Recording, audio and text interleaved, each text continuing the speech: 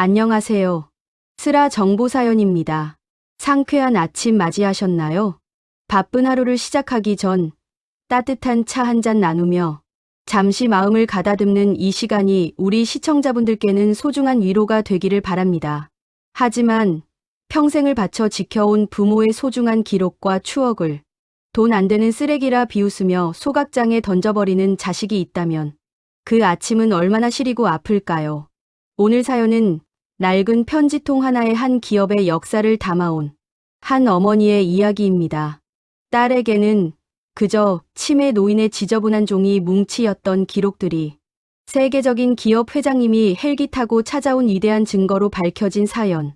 지금부터 눈앞의 이익에 눈이 멀어 부모의 가치를 버린 자식들에게 전하는 어머니의 서늘하고도 당당한 마지막 일침을 함께 들어보시겠습니다. 안녕하세요. 화면 너머로 제 이야기를 들어주실 귀한 인연들께 가을 햇살처럼 따뜻한 인사를 건넵니다.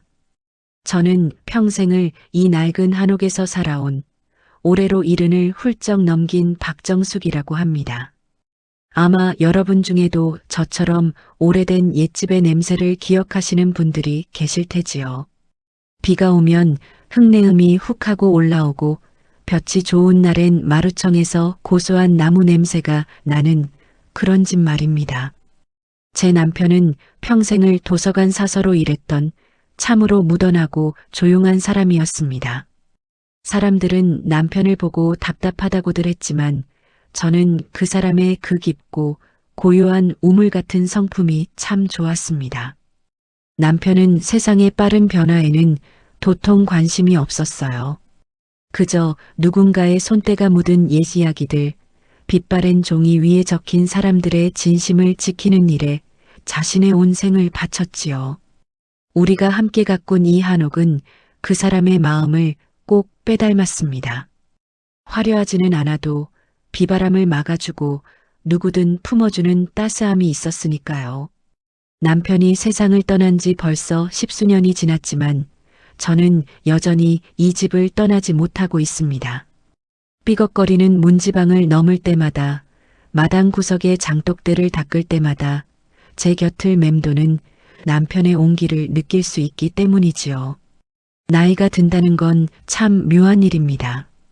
젊은 시절에는 앞만 보고 달려가느라 바빴는데 어느새 걸음이 느려지고 뒤를 돌아보는 시간이 많아집니다. 고향 집 아궁이에 불을 떼시던 어머니의 구분 등 어린 시절 동네 어귀에서 친구들과 뛰놀던 그 흘바닥의 감촉. 그런 그리운 옛 시절의 향수가 가을밤의 풀벌레 소리처럼 제 가슴 한구석에서 찌르르 울리곤 합니다. 이곳에 홀로 남아 남편의 흔적을 매만지는 시간이 제게는 고독이 아니라 지나온 삶을 보듬는 깊은 위로의 시간이랍니다. 이 괴짝들 안에는 제 남편이 평생을 바쳐 모아온 수천 권의 낡은 서류들과 기록물들이 잠들어 있습니다. 저희 부부는 이것을 개인 기록물 보관함이라고 불렀지요.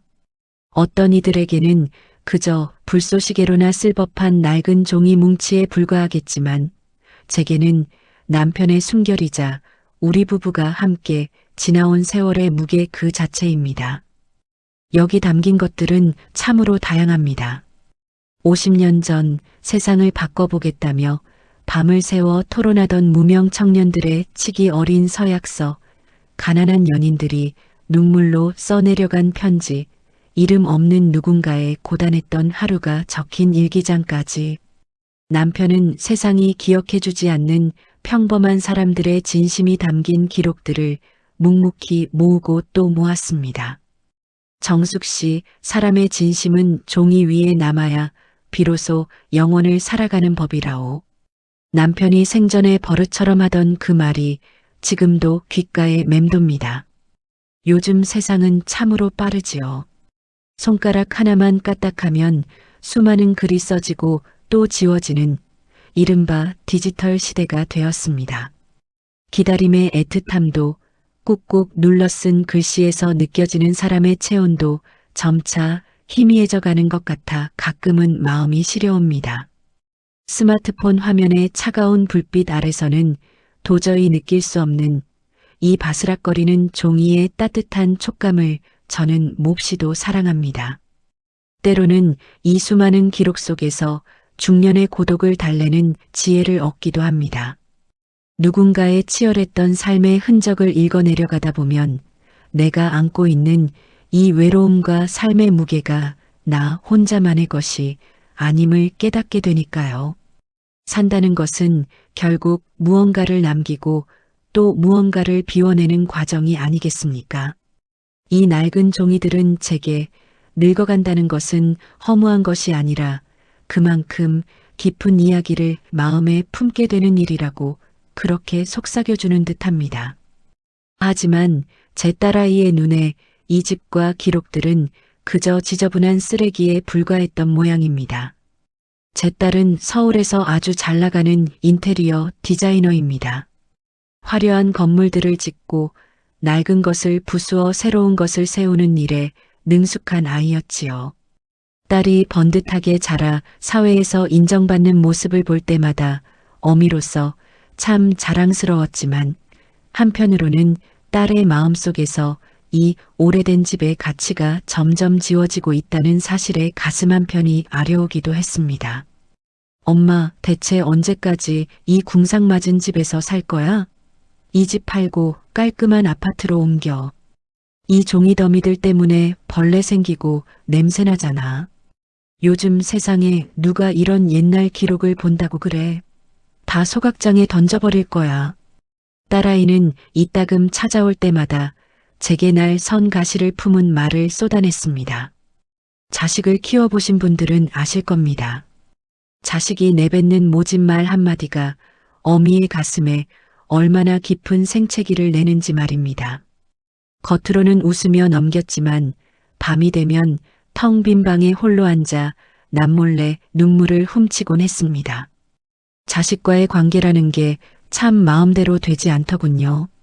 품 안에 있을 때는 내 모든 것을 내어주어도 아깝지 않은 분신 같았는데 머리가 굵어지고 각자의 삶을 살아가게 되면서 우리는 너무나 다른 세상을 보게 되었습니다. 딸은 이 한옥을 허물고 최신식 대형 카페를 차려 돈을 벌 계획에 부풀어 있었지요. 제게 이 집은 남편과의 추억이 깃든 영혼의 안식처였지만 딸에게는 그저 돈으로 환산되는 개발부지 그 이상도 이하도 아니었던 겁니다. 자본의 논리가 가족의 정마저 밀어내는 이 차가운 현실 앞에서 저는 중년이 그리고 노년이 겪어야 하는 가장 뼈아픈 고독을 마주하게 되었습니다. 세상 천지에 나를 온전히 이해해 줄 사람이 점점 사라져간다는 그 지독한 쓸쓸함을 말입니다. 그러던 어느 날이었습니다. 딸은 제 허락도 구하지 않은 채 사위와 함께 이삿짐 센터 직원들을 대동하고 들이닥쳤습니다. 제 평생을 바쳐 지켜온 남편의 영혼과도 같은 그 기록물 보관함들을 거친 손길로 끄집어내 마당에 내팽개치기 시작했습니다. 안 돼. 그것만은 건드리지 마라. 내 아버지가 목숨처럼 아끼던 것들이야. 제가 울부짖으며 맨발로 뛰어나갔지만 건장한 사내들의 힘을 70노구가 당해낼 도리가 없었지요. 바닥에 내동댕이 쳐진 괴짝들이 비명을 지르듯 부서졌고 50년 전 어느 무명 청년들과 나누었던 그 귀한 편지와 서약서들이 차가운 흙바닥 위로 무참히 쏟아졌습니다. 바람에 흩날리는 누런 종이들을 허둥지둥 주워 담으며 제 심장은 천갈래 만갈래로 찢어지는 듯 했습니다. 종이 위로 제 눈물이 뚝뚝 떨어져 잉크를 번지게 했지요. 그때 딸아이가 다가와 제 손에 쥐어져 있던 남편의 낡은 만년필을 빼앗았습니다. 남편의 손때가 까맣게 타들어간 그 사람의 분신과도 같던 만년필을 딸은 구두발로 무참히 밟아 부러뜨렸습니다. 엄마 인생은 고물상 수준이야. 언제까지 이렇게 쓰레기통을 부둥켜 안고 살 건데. 그 순간 저는 딸의 눈에서 저를 향한 깊은 경멸을 보았습니다. 딸의 눈에 저는 그저 과거에 집착하는 쓸모없는 노인, 치워버려야 할 장애물에 불과했던 겁니다. 평생을 입을 것 안 입고 먹을 것 안 먹으며 금지옥엽 키워낸 내 자식의 입에서 나온 그 잔인한 말들이 귓가를 때리고 심장을 파고들었습니다. 부러진 만년필의 까만 잉크가 제 손바닥을 붉은 피처럼 적셨습니다. 자식을 향한 무조건적인 내리사랑이 때로는 이렇게 날카로운 비수가 되어 돌아올 수도 있다는 사실을 나이 70이 되어서야 뼈저리게 깨달았습니다. 그것은 육체의 늙음보다도 훨씬 더 저를 무력하고 비참하게 만드는 삶의 가장 깊은 수렁이었습니다. 그날 저녁 집안에는 무거운 정적이 내려앉았습니다. 거실에서 들려오는 딸과 사위의 목소리는 빗소리를 뚫고 제 방바닥으로 스며들었지요. 어머니, 자꾸 이 종이들이 보물이라고 우기시는데 그거 병이에요. 요즘은 다 디지털 시대인데 이런 종이 쪼가리가 무슨 가치가 있어요? 그냥 저희가 알아봐둔 요양원 가서 편히 쉬세요. 이 집과 짐은 저희가 다 처분할게요. 사위의 그 매끄럽고 정중한 목소리가 오히려 더 큰 소름으로 다가왔습니다. 그들은 저를, 남편의 거룩한 유지를 지키려는 저를 그저 판단력을 상실한 치매 환자로 몰아세우고 있었습니다. 자신들의 목적을 위해 늙고 힘없는 어미의 정신까지 병든 것으로 치부해버리는 그 지독한 탐욕 앞에서 저는 할 말을 잃고 말았습니다.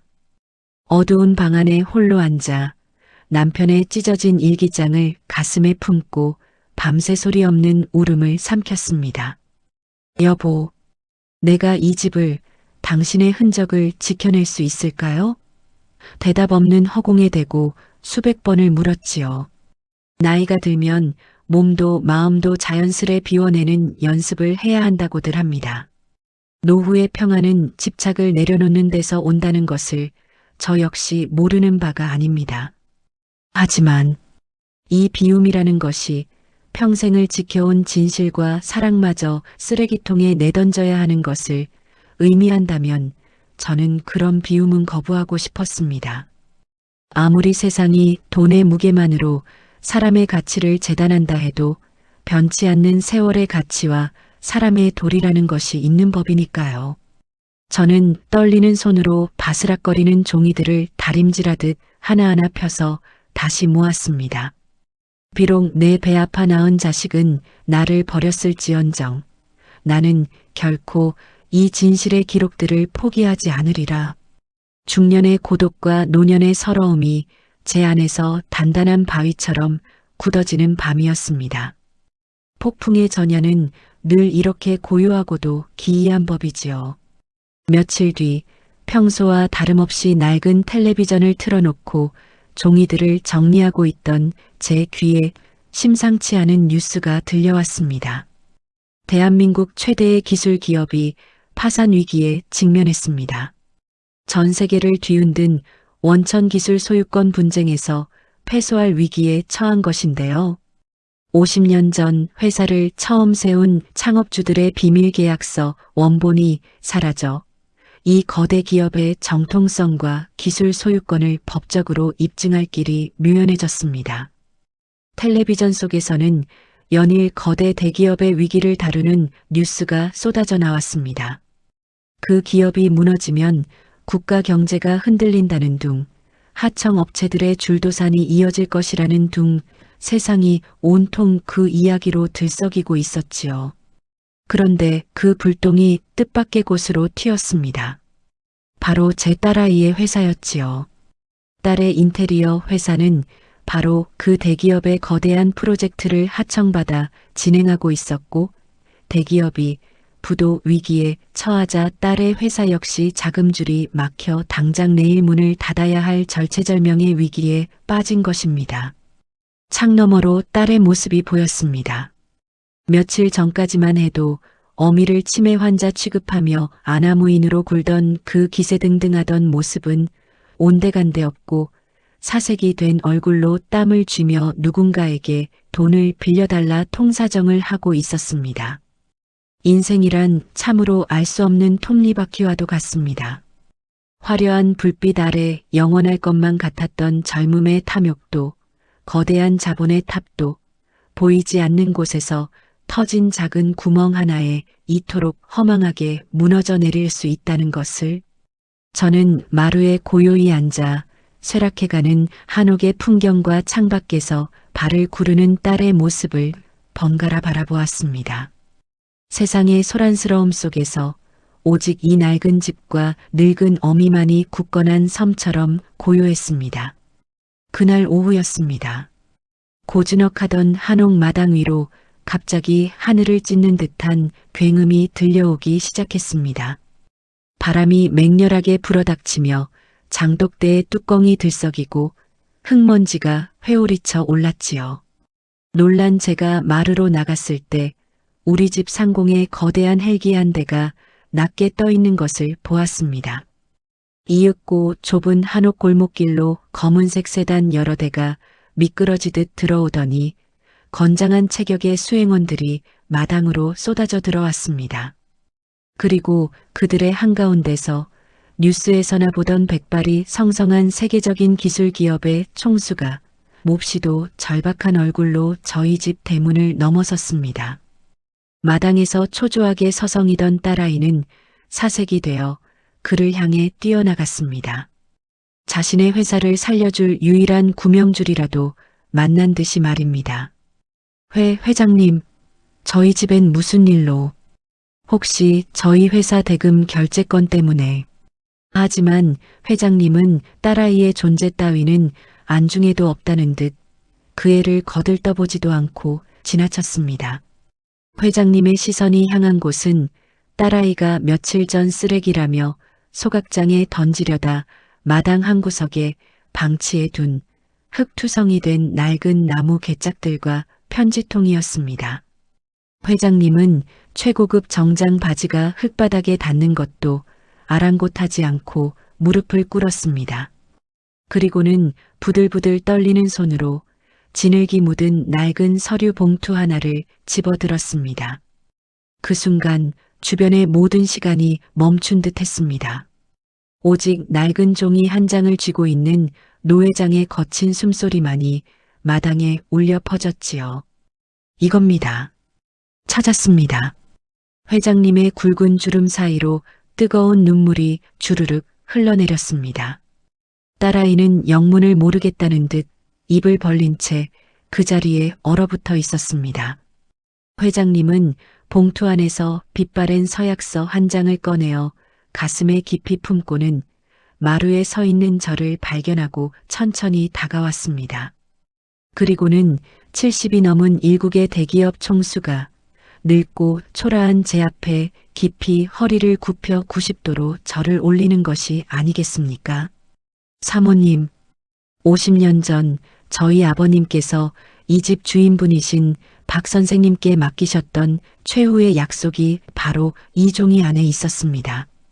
아버님께서 세상을 떠나시기 전 만약 우리 가문에 위기가 닥치거든 진실의 수호자인 박 사서에게 가라고 하셨던 그 유언의 의미를 이제야 찾았습니다. 이 종이 한 장이 없어서 아버님의 피땀으로 일군 우리 가문이 이 회사가 영영 무너질 뻔했습니다. 그랬습니다. 제 남편은 그저 평범한 도서관 사서가 아니었습니다.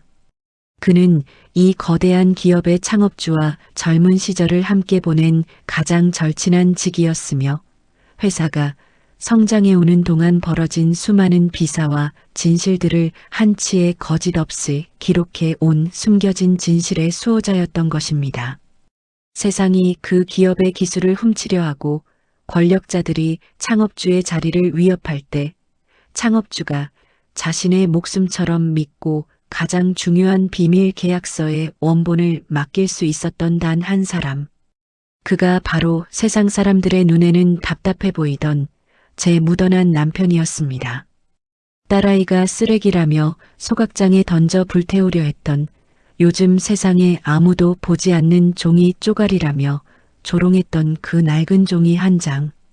그것은 수십조 원의 가치를 지키고 기업의 정통성을 입증하며 수만 명의 직원을 길거리로 나앉지 않게 막아준 유일한 법적 증거였던 것입니다. 회장님은 제 두 손을 굳게 맞잡고 뜨거운 눈물을 뚝뚝 흘렸습니다. 선생님의 남편분이 그리고 끝까지 이 기록을 지켜주신 사모님이 아니었다면 오늘의 저희는 없었습니다.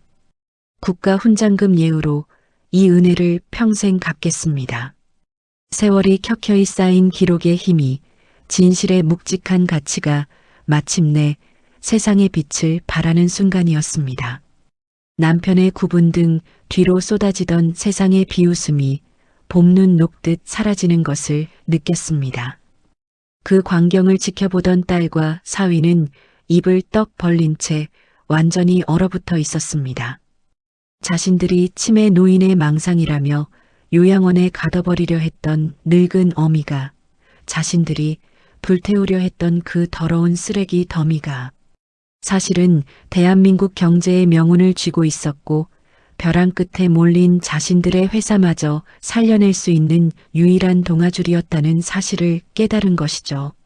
순간 다리에 힘이 풀려 주저앉았던 딸이 무릎으로 기어와 제 발등을 부여잡았습니다. 엄마, 내가 미쳤었어. 내가 정말 몰라봤어. 엄마, 그 종이 덕분에 우리 회사도 이제 살 수 있는 거지? 응? 회장님께 말씀 좀 잘해줘. 엄마 딸 회사라고. 제발 살려달라고. 화려한 화장 위로 검은 눈물 자국을 번지며 애원하는 내 자식. 불과 며칠 전 남편의 만년필을 짓밟고 저를 치매 환자 취급하던 그 서늘한 얼굴이 이제는 돈 앞에서 비굴하게 일그러져 있었습니다. 그 모습을 내려다보는 제 가슴 속에서 무언가 툭 하고 끊어지는 소리가 들렸습니다. 나이가 들면서 건강을 챙기고 노후를 대비하는 것만큼이나 중요한 것이 삶에서 불필요한 것들을 비워내는 일이라고들 하지요. 저는 그 순간 깨달았습니다. 진정한 비움이란 쓰지 않는 물건을 버리는 것이 아니라 내 영혼을 갉아먹는 거짓된 관계와 헛된 집착을 미련 없이 끊어내는 것임을 말입니다. 비록 그것이 천륜이라 불리는 핏줄일지라도 말입니다.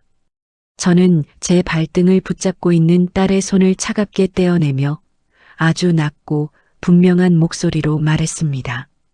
내가 내 인생을, 내 아버지의 영혼을 쓰레기통에 내던졌을 때 너와 나 사이의 천륜도 그 쓰레기장에서 같이 타버렸단다. 딸의 얼굴이 하얗게 질렸습니다. 이 귀중한 기록들은 이제 국가기록원에 기증될 것이고 이 낡은 한옥은 내 아버지의 뜻을 기리는 박물관이 될 거다. 그리고 너희 부부는 이 집과 내 삶에서 단 한 발짝도 들여놓지 못하게 될 거다. 쓰레기를 버린 손으로 내 도움을 바라지 마라. 그날 이후 참으로 많은 것들이 변했습니다. 저와 인연이 끊긴 딸아이는 결국 회사의 지원을 받지 못해 파산하고 말았습니다. 평생을 눈앞에 화려한 숫자와 돈의 논리만 줬던 아이가 마주한 씁쓸하지만 당연한 인과응보였지요. 가슴 한구석이 아프지 않았다면 거짓말이겠지만 저는 뒤돌아보지 않았습니다. 그것이 그 아이가 스스로 짊어져야 할 삶의 무게임을 알기 때문입니다. 그리고 저의 이 낡은 한옥은 이제 국가의 지원을 받아 어엿한 기록 박물관으로 다시 태어났습니다. 저는 남편의 유지를 받들어 이 작은 박물관의 관장이 되었습니다. 매일 아침 햇살이 비칠 때면 저는 먼지가 앉은 유리 진열장을 정성껏 닦습니다. 그 안에는 남편의 손때 묻은 만년필과 세상의 진실을 지켜낸 빛바랜 종이들이 훈장처럼 자랑스럽게 놓여 있습니다. 이곳을 찾는 사람들은 젊은 청년부터 머리 희끗한 노인까지 참으로 다양합니다. 그들은 누렇게 바랜 종이 앞에서 발걸음을 멈추고 오래된 글씨체에서 묻어나는 누군가의 정성과 진심에 조용히 고개를 끄덕이곤 합니다. 그 모습을 지켜볼 때마다 저는 홀로 남겨진 중년과 노년의 고독이 결코 쓸쓸한 것만은 아님을 배웁니다. 내가 지켜낸 가치가 누군가의 가슴 속에 작은 울림을 줄 수 있다면 그것만으로도 우리의 남은 생은 충분히 찬란하고 아름다운 것이니까요. 친애하는 여러분, 우리의 삶은 언젠가 저물어가고 우리의 육신은 낡아갈 것입니다. 하지만 우리가 진심을 다해 지켜낸 사랑, 정직하게 써내려간 삶의 기록들은 결코 사라지지 않습니다. 눈앞의 숫자와 빠른 변화만을 좇는 세상 속에서 세월이 증명하는 진실의 무게가 얼마나 무겁고 위대한 것인지를 잊지 마시기를 바랍니다.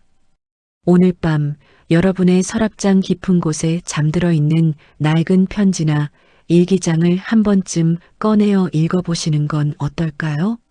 그곳에 담긴 여러분의 지나온 모든 순간들이 사실은 그 무엇과도 바꿀 수 없는 세상에서 가장 귀한 보물임을 깨닫게 되실 겁니다. 저 박정숙의 긴 이야기를 들어주셔서 참으로 고맙습니다. 여러분의 남은 날들에 늘 따뜻한 볕이 들기를 두 손 모아 기원하겠습니다.